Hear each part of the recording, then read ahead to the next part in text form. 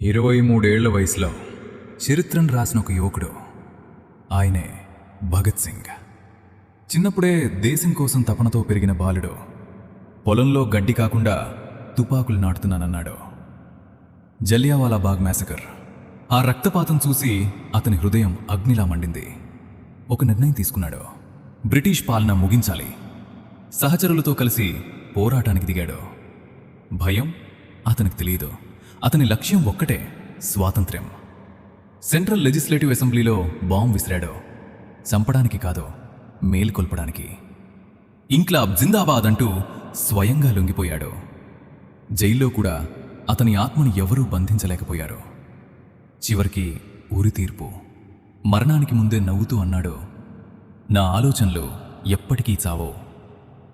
1931 మార్చి 23 ఒక శరీరం చనిపోయింది, కానీ ఒక విప్లవం పుట్టింది. భగత్ సింగ్ పేరు కాదు, ఒక శక్తి.